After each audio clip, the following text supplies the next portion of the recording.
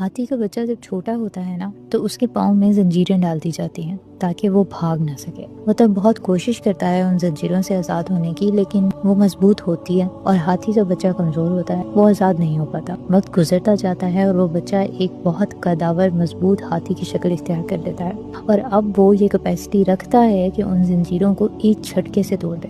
لیکن پتہ ہے وہ ایسا نہیں کرتا۔ جانتے ہیں کیوں؟ کیونکہ اس کو لگتا ہے وہ اتنا مضبوط ہے ہی نہیں۔ اس کانسیپٹ کو سائیکالوجی میں کہتے ہیں لرنڈ ہیلپلیسنس۔ میں سوچ رہی تھی چھوٹے ہوتے ہمارے ساتھ بھی بہت سی ایسی زنجیریں جان بوجھ کر یا غلطی سے باندھ دی جاتی ہیں، جیسے میرا بچہ ڈاکٹر بنے گا، جیسے عورت ہو کے ہی بھی گھر کے کام نہیں سیکھے، جیسے تمہاری ماں پورا دن کرتی ہی کیا ہے، تم لوگوں کو بھی نہیں سنبھال پاتی، جیسے مرد ہو کے روگے، جیسے بیٹا میں تمہیں ایک مقام پہ دیکھنا چاہتا ہوں، جیسے میں فلسطین کے لیے کر ہی کیا سکتا ہوں۔ واٹ ایف کوئی ڈاکٹر بننا چوز نہ کرنا چاہے؟ اور گھر کے کام تو بیسک لائف سکلز ہوتے ہیں جس میں جینڈر تو میٹر ہی نہیں کرتا۔ کیا ماں ہونا واقعی کوئی آسان جاب ہے؟ مطلب 24 گھنٹے آن ڈیوٹی وداؤٹ بریک۔ اور مرد کیا انسان نہیں ہوتا؟ یا اس کے آنسوں کی ٹنکی میں پانی ختم ہو جاتا ہے؟ اور جس بچے کو یہ معاشرہ کسی مقام پہ دیکھنا چاہتا ہے، کیا وہ ابھی اس وقت جہاں کھڑا ہے ان کے نزدیک وہ کوئی مقام نہیں ہے؟ کیا واقعی میں فلسطین کے لیے کچھ نہیں کر سکتی؟ شاید پہلی دفعہ سننے میں یہ باتیں عجیب تھیں، ہم نے جدوجہد بھی کی تھی شاید، لیکن